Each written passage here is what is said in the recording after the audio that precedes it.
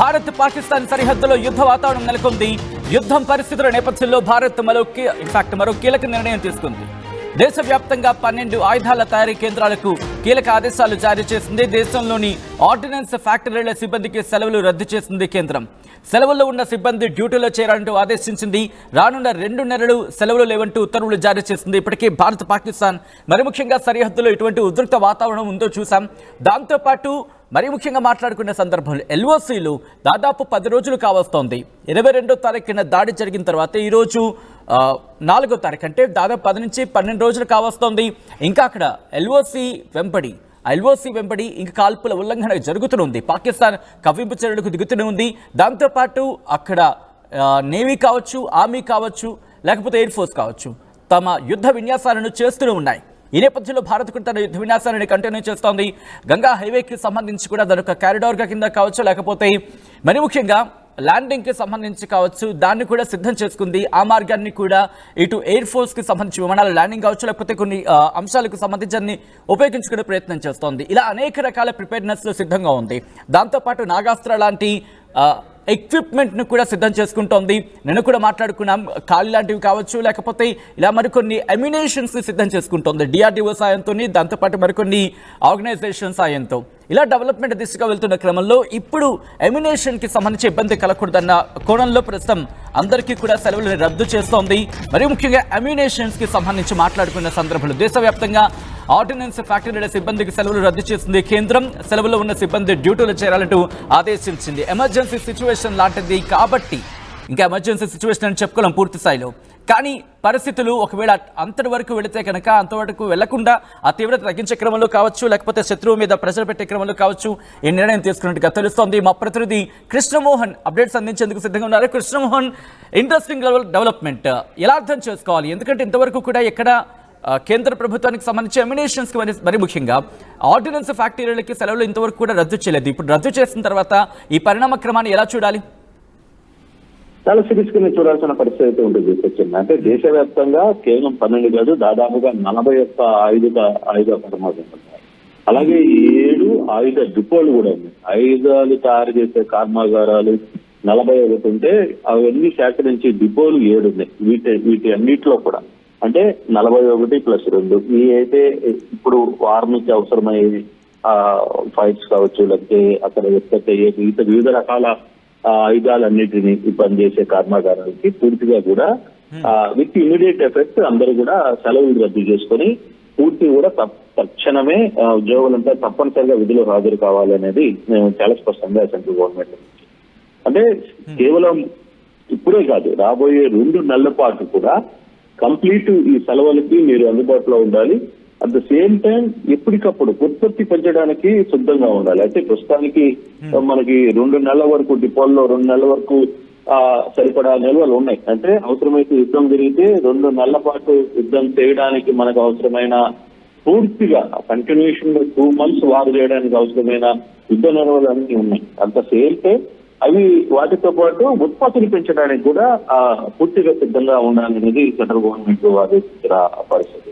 అంటే సరిహద్దులకు సరిపడా ఆయుధాలు కూడా ఎప్పటికప్పుడు ఇప్పటికే చాలా వరకు కూడా 3 నుంచి 5 రాష్ట్రాల సరిహద్దులకి వెపన్స్ కి సంబంధించిన సామాగ్రి మొత్తం కూడా వెళ్ళిపోయి అయినప్పటికీ ఇంకా 2 నెలలకు సరిపడా మనకి ఇంకా వార్కి సంబంధించిన ఏదైతే అవసరాలు ఉంటాయో ఎన్ని కూడా నిల్వలు కూడా ఉన్నాయి. అయితే ఇప్పుడు ఈ సెలవుల్ని క్యాన్సిల్ చేసి ఇమీడియట్ గా మీరందరూ మళ్ళీ ఉత్పత్తి స్టార్ట్ చేయండి.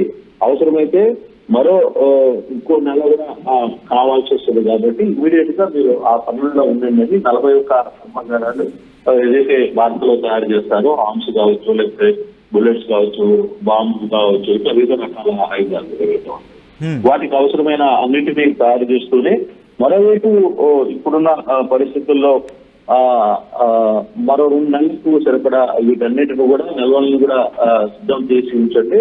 సెలవులు ఎవరికి ఉన్న అందరూ తిరిగి విధుల్లోకి రావాలని చెప్పి కేంద్రం ఆదేశించిన నేపథ్యంలో అంటే ప్రభుత్వం చాలా సీరియస్ గానే తీసుకుంటుంది ఈ వ్యవహారం మీద. ఇప్పటికే మన గాని చూసుకుంటే గగన్ ఎక్స్ప్రెస్ హైవే మీద నేను జరిగిన జట్ల ల్యాండింగ్ కావచ్చు, ఫైర్ జెట్ ల్యాండింగ్ కావచ్చు, టేకాఫ్ కావచ్చు, వాయుసేన విన్యాసాలు కానీ చూస్తుంటే చాలా వరకు కూడా ఇది వీటిలో రాఫెల్, తర్వాత సుఖోయ్ 30, తర్వాత LKI మిరాజ్ 2000, MiG-29, జాగ్వార్, తర్వాత C-37 సూపర్ హెర్క్యులస్, NS-32 విమానం, MY-110, ఇవన్నీ కూడా హెలికాప్టర్స్, ఇవన్నీ కూడా నిన్న ఈ హైవే మీద ఇది అంటే ఈ హైవే మీద పూర్తిగా కూడా పూర్వాంచల్ ఎక్స్ప్రెస్ హైవే మీద, బుందేల్ఖండ్ ఎక్స్ప్రెస్ హైవే మీద, తర్వాత గంగా ఎక్స్ప్రెస్ హైవే మీద కూడా ఇవన్నీ కూడా నిన్న ల్యాండింగ్ అయ్యాయి. ఇవన్నీ కూడా నిన్న ల్యాండింగ్ అయ్యి తమ శక్తిని ఏందో ఒకసారి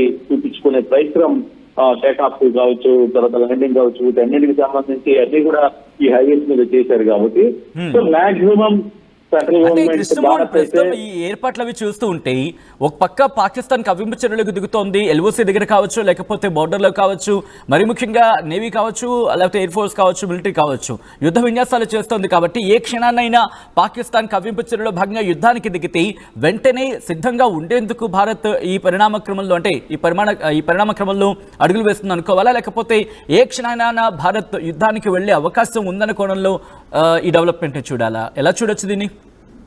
బేసిక్ గా అయితే భారత్ అయితే మొదటి అడుగు భారత్ ఉండకపోవచ్చు అనేది మనకు చాలా స్పష్టంగా అర్థమవుతుంది. కానీ భారత్ ఏదైతే కండిషన్స్ పెట్టిందో క్లియర్ గా ఒకటే చెప్తుంది, పాకిస్తాన్ లో ఉన్న వాళ్ళు పెంచి పోషిస్తున్న స్థావరాలు, ఉగ్రవాదుల స్థావరాలు ఏదైతే ఉన్నాయో వాటన్నిటినీ తొలగించండి.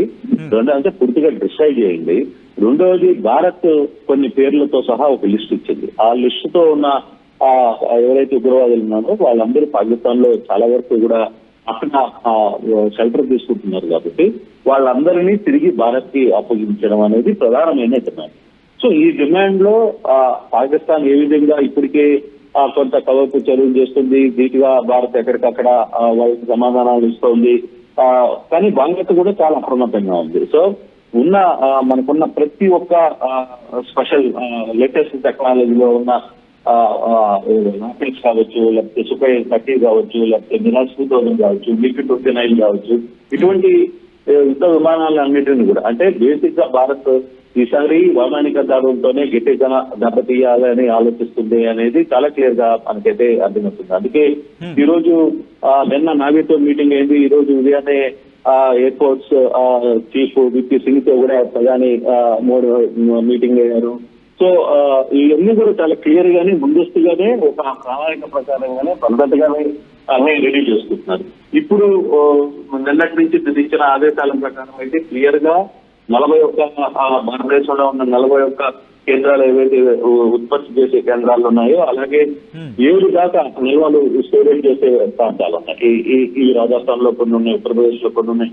ఇలా ఇటువంటి వాటన్నిటినీ కూడా పూర్తిగా ఎప్పటికప్పుడు అలర్ట్ చేస్తుంది. ఆ టీంని అంతా కూడా రంగంలో దించుతున్న పరిస్థితి. మరోవైపు ఏం చెప్తుంది, 2 నెలలకు సరిపడా ఇప్పుడు ఆల్రెడీ కొంత ఎక్విప్మెంట్స్ మొత్తాన్ని కూడా ఆయా ప్రాంతాలకి, ఆయా రాష్ట్రాలకి సరిహద్దుల్లోకి తరలించింది. ఇంకా 2 నెలల నిల్వలు భారతదేశం దగ్గర పూర్తి స్థాయిలో ఉన్నాయి అనేది. అదీ కాకుండా ఇంకొక ఉత్పత్తి మాత్రం ఆగడానికి లేదు, ఇమీడియట్ గా మీరు ఇంకా ఉత్పత్తి చేయండి అని చెప్పి. అంటే దీన్ని ఎలా చూడాలి? ఇంట్రెస్టింగ్ పాయింట్ కి మీరు వచ్చారు. ఇక్కడ ఏంటంటే కనుక ఇన్నాళ్ళు మనకి ఏమైనా యుద్ధ సామాగ్రి కావాలంటే అమెరికానో లేకపోతే ఫ్రాన్స్నో లేకపోతే రష్యానో ఇలా వివిధ దేశాలని అడగాల్సి వచ్చేది.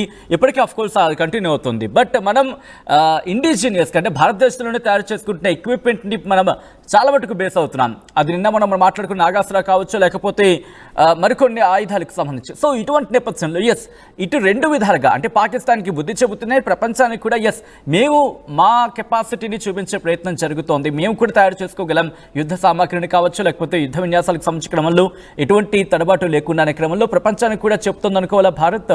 ఇటు ఎందుకంటే ప్రపంచానికి సంబంధించి కూడా ఇటు కొన్ని సందర్భాల్లో అటు ఇటుగా ఆలోచిస్తున్నాయి పాకిస్తాన్కి. అంటే పాకిస్తాన్ భారతదేశం ఇష్యూ నేపథ్యంలో భారత్కి సపోర్ట్ గా ఉంటూనే కొంచెం అటు ఇటు తడపడాయిస్తున్న పరిస్థితులు కూడా కొన్ని దేశాల్లో కనిపిస్తోందిగా.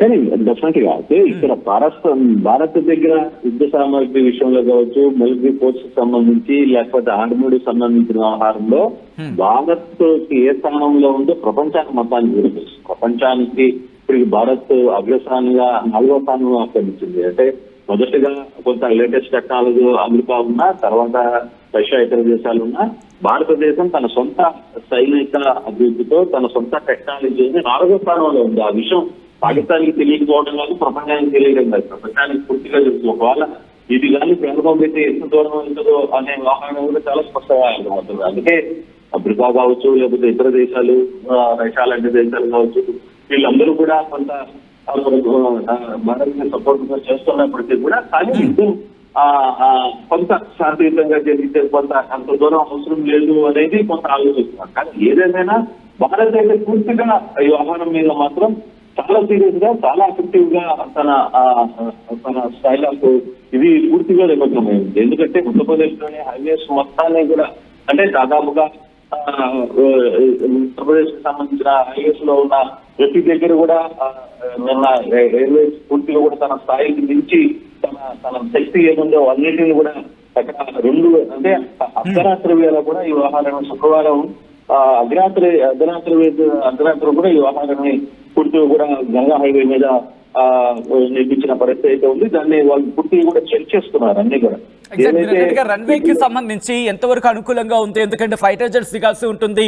ఎమర్జెన్సీ సందర్భంలో ఒకవేళ వాళ్ళు కనుక మన ఎయిర్ బేసెస్ ని టార్గెట్ చేస్తే ఎంత దూరదృష్టితో భారత్ వెళ్తోంది ఈ సందర్భంలో, దాని గురించి మాట్లాడుకుంటే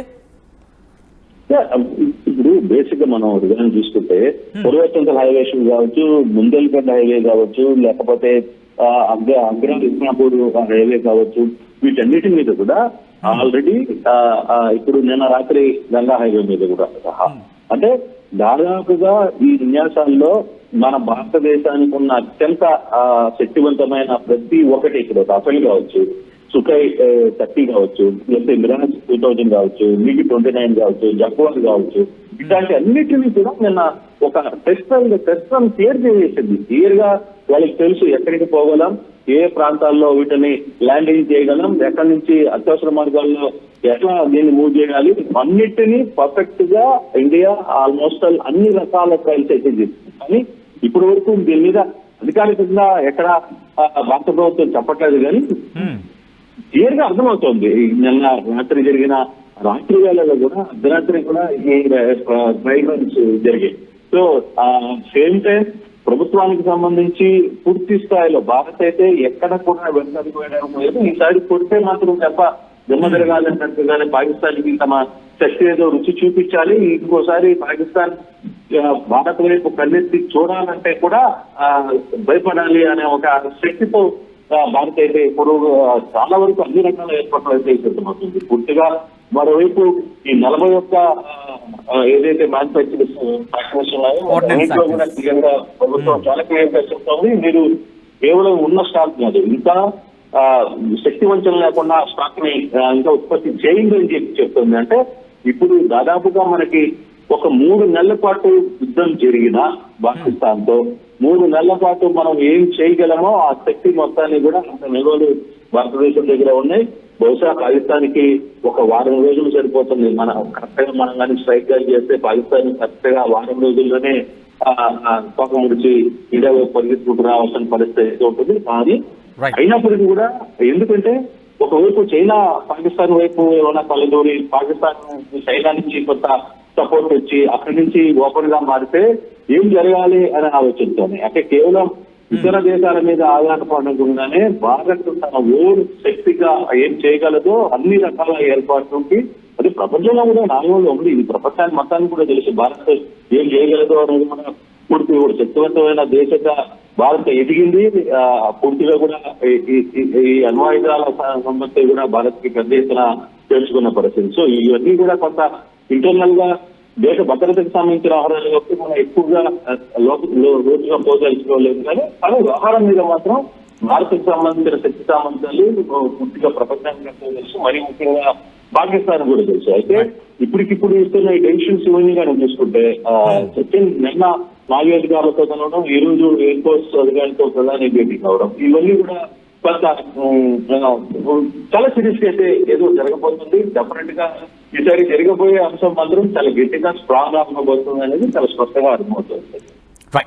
right Krishnamohan, thanks for update. మొత్తం అయితే మాత్రం భారత్ పాకిస్తాన్ సరిహద్దుల్లో యుద్ధ వాతావరణం నెలకొంది. యుద్ధం పరిస్థితుల నేపథ్యంలో భారత్ మరో కీలక నిర్ణయం తీసుకుంది. దేశవ్యాప్తంగా ఏకంగా 12 ఆయుధ తయారీ కేంద్రాలకు కీలక ఆదేశాలు జారీ చేసింది. దేశంలోని ఆర్డినెన్స్ ఫ్యాక్టరీల సిబ్బందికి సెలవులు రద్దు చేసింది కేంద్రం. సెలవులో ఉన్న సిబ్బంది డ్యూటీలో చేయాలంటూ ఆదేశించింది. రానున్న 2 నెలలు సెలవులు లేవంటూ ఉత్తర్వులు జారీ చేసింది.